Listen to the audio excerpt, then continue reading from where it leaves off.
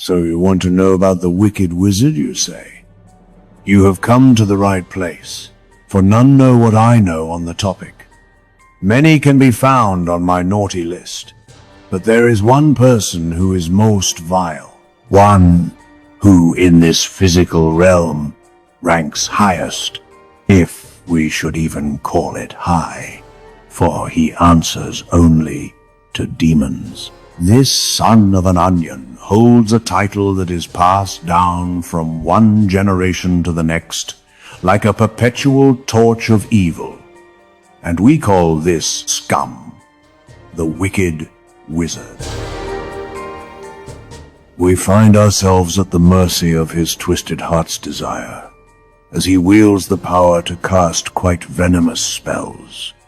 He can, in fact, deceive the masses, maybe even the whole world. The sands of time do hide many secrets concerning the wizard's wicked works, but alas, much has been revealed, thanks to my elves, for they are always watching, tirelessly, carefully discerning who is the one who bears that treacherous title. You think the world is damned now. Ha! Just imagine it if not for the great work of my elves. You cannot begin to defend against the enemy which you cannot see. Understand, we are always in danger.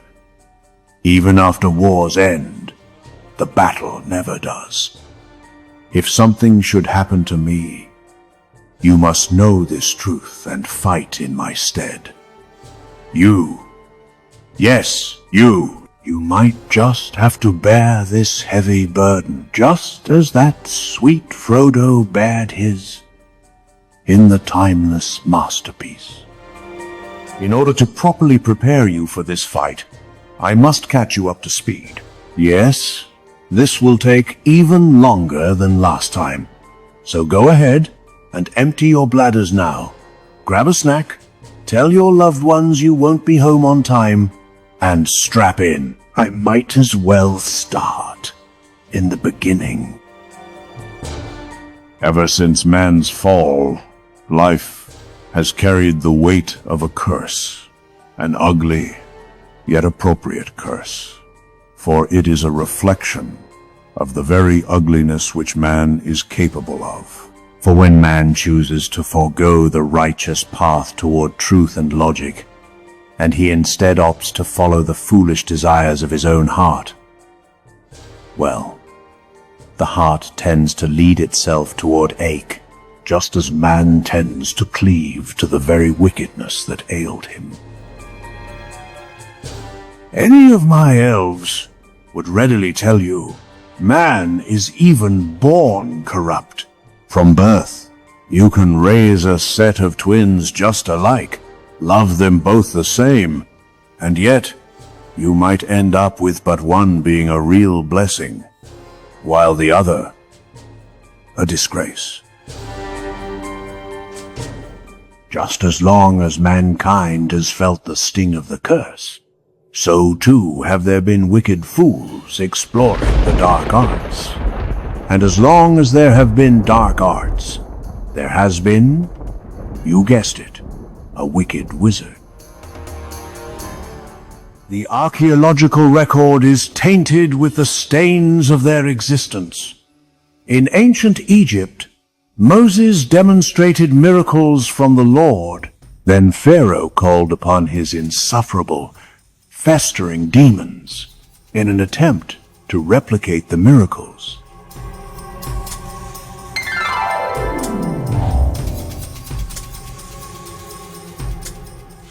Ancient cave paintings come to life before your very eyes, as you gaze into the eyes of those wizards of old whom have practiced demonic works.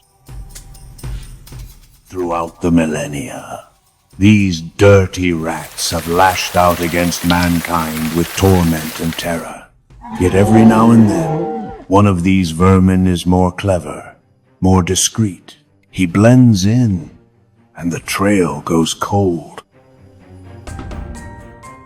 Unfortunately, That is where we are today, and where we have been for far too long. Things got quiet, and evil hid in plain sight. Things even seemed well in the wake of VampHog's demise. But suddenly, Jellyman's glory seemed to abruptly end. It was as if society had fallen ill to a plague of its own. A curse.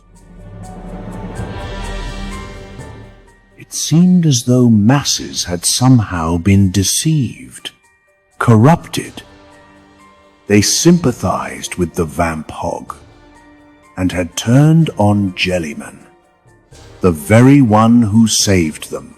I had already suspected that this might be the work of the wicked wizard, and those suspicions were all but confirmed when Jellyman himself had mysteriously fallen ill. I knew for certain that this was the wicked wizard's doing when Jellyman, that sweet prince, rapidly declined and was welcomed home to that glorious sea world in the sky.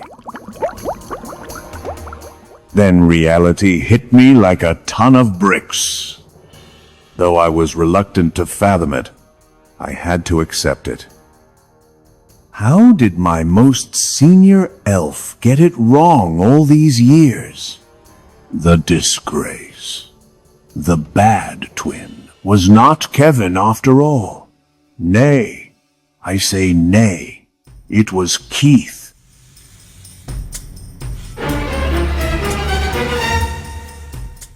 Well concealed was the contempt he held towards his brother. Jealousy had long festered, topped by soul-crushing envy as he watched the world celebrating the Jellyman.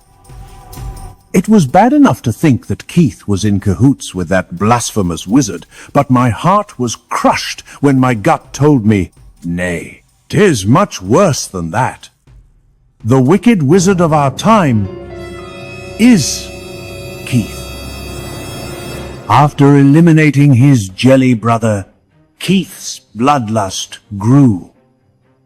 He hastily revealed himself to be the wicked wizard of our day and began his reign of terror.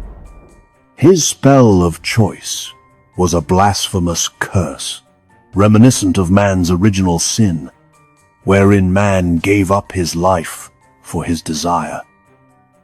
That carrot-juicing wizard was using one's own heart as the weapon against them. He'd turn his victims into what they desired most, or what they wished to be.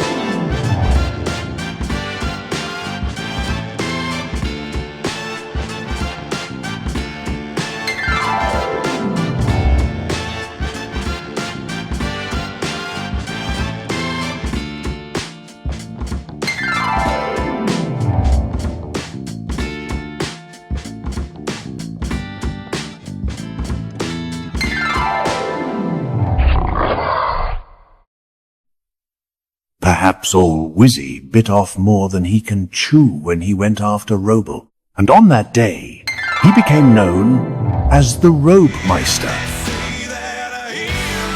Robemeister fought back. The crowd cheered. Get him, Robemeister!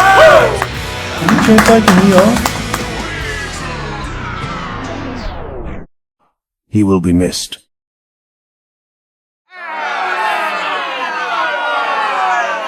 Then a new challenger emerged. Dakota squared up. The suspense was palpable. The spell was cast.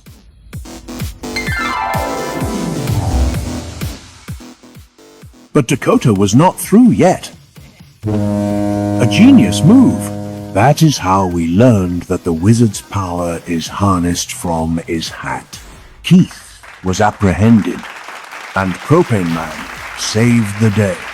He received the Golden Deed for saving the world. Peace was restored, and a new star was born.